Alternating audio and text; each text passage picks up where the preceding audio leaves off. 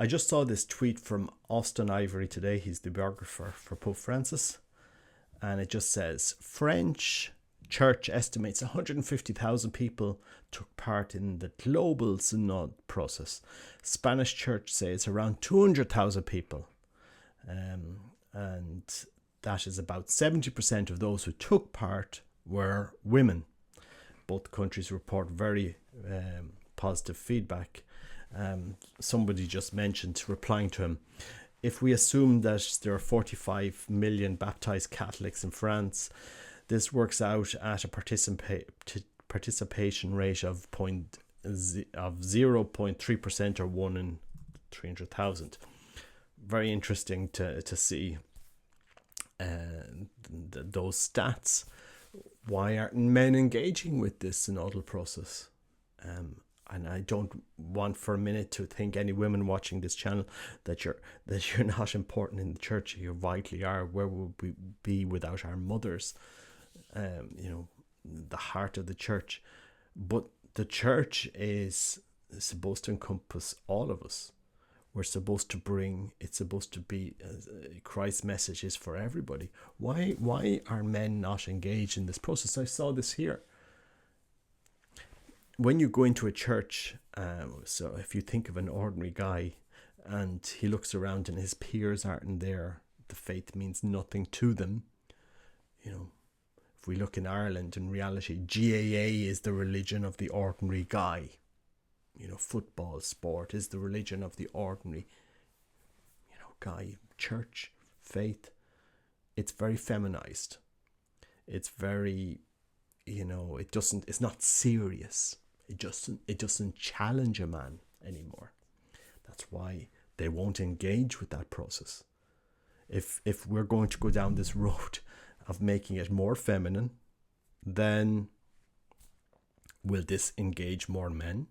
If men are not living the faith, will their families, live the faith?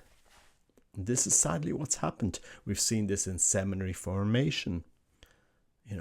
I know a lot of men who would say, I'm interested in the priesthood, but I'm not going to that place in Maynooth which has the bad press. And we've seen lots of seminarians leave there saying the same thing. The faith has become very feminine in the way it's practiced and preached. And it's not engaging both sides, both arms of the church. It's not engaging men. And if it's not engaging them, then will it engage their families? And so if looking at that tweet, I would say that's a failure of the Catholic Church. It's a failure to engage men. When you're not engaged, like if you think about it, and if you think about it logically, when you're not engaging everybody in the church, you're leaving them excluded. What's the result of this? I mean, most suicides are male. Most homeless people are male. I'm talking about Ireland that I know of. Most homeless people are men. Men talk about things differently to women. Men don't talk about their problems the same way. Men's health problems are different to women's health problems. If a woman has a bump on her breast, she's more likely to go to the doctor very quickly to get it looked at. And men don't do these things. When they let health problems, brush under the carpet. Men die younger than women. So where's the church talking about these things? Because men's problems don't just affect men. They affect the whole family. If you're thinking of a family that's lost their son to suicide, that affects the whole family. It affects the mother, affects the father, the brothers, the siblings, these problems. And the faith has so much to offer men. I tell you, it has so much to offer men. If it was only preached, if it only went out there to preach that beautiful faith, which transforms men's lives, which transforms the lives of people around men, their children, We would have less people on the streets, less people depressed. If people were able to open up their existence to a higher power that's able to change their life. And sadly, the church is failing in this area. It's quite obvious that's the nodal process. Just looking at it, that's a failure of the church to engage men. And will this process lead to a renewal of the church? No, it won't. Not if you're going to continue down that path of not giving a balance in the church. We have gone very, very one way. This is why the church is understanding that. This is why men are not drawn to traditional seminaries in Europe, liberal seminaries in Ireland. It's very feminized sometimes. And we have seen that.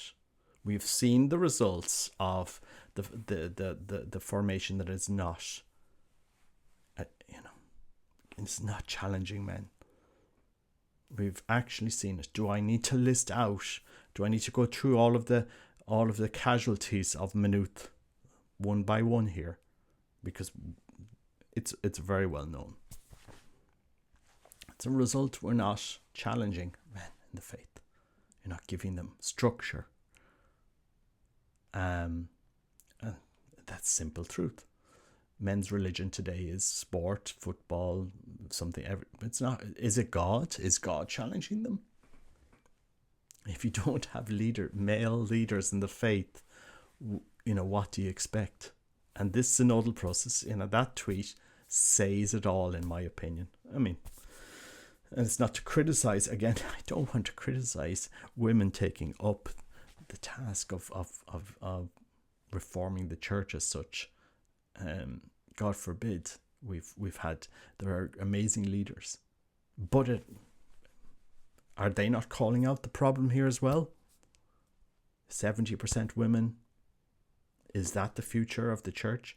We're going to end up like the Anglican Communion in the UK, which has become now most of those entering or going forward are it's kind of retirement progression to become a Anglican pastor for women. Okay, is that where we're going at the Catholic? Will that engage the next generation? I don't know. Leave me your comments. Let me know what you think. I just thought, it was very interesting.